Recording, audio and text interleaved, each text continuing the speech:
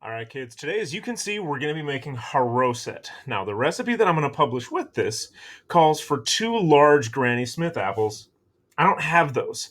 I have Fuji apples, and they're kind of little, so I'm going to use 2 of them. This entire recipe is those apples, raisins, walnuts, which we couldn't use at the school because we do want to be as responsive as we can be to the fact that some of our people in our community can't have nuts. This you'll see in the recipe. I recommend either substituting uh, sunflower seeds or pumpkin seeds, but depending on how you celebrate Passover, that may not be allowed for you. Could just be a thing. There's honey, there's cinnamon, there's salt in this recipe, as well as sweet red wine. Because I'm going to be serving this here at my house, and my kids are very, very little. They're like this big. We're going to be using grape juice today.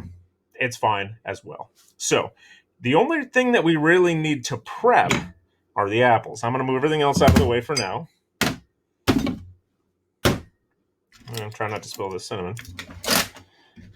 I'm going to be putting these into the food processor, so I don't really need to cut them up all that much. Cut straight down that way, not getting to the seeds. And then I'm just going to do that same thing all the way around. I'm left with this core area. Get rid of that. I'm going to do the other 2 apples the same way. Now, because I don't want this to spend a whole lot of time in the food processor, I'm going to cut these pieces up a little bit more. Big wide dice.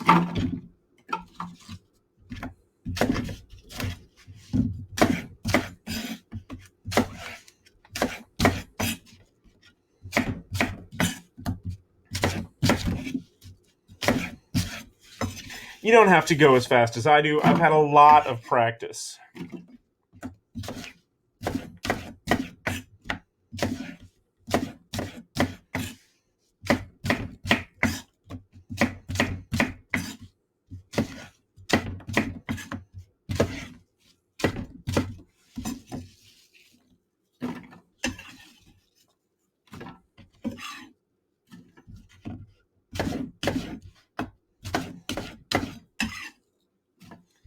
That's all the knife work you have to do.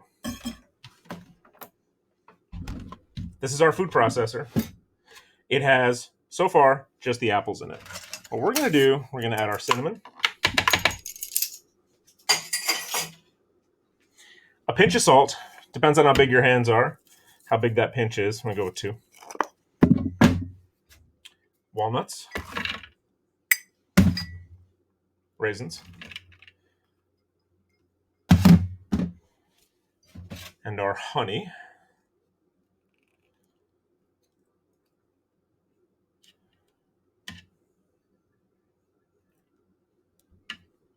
Now, this is not a ton of honey that's going in here because the grape juice itself is pretty darn sweet.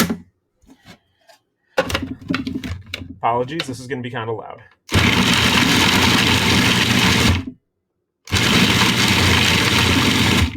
I just pulsed it twice because I don't want this to be completely mush before I add my grape juice, which I'm going to do now. And I'm going to make sure it gets all the way around in there.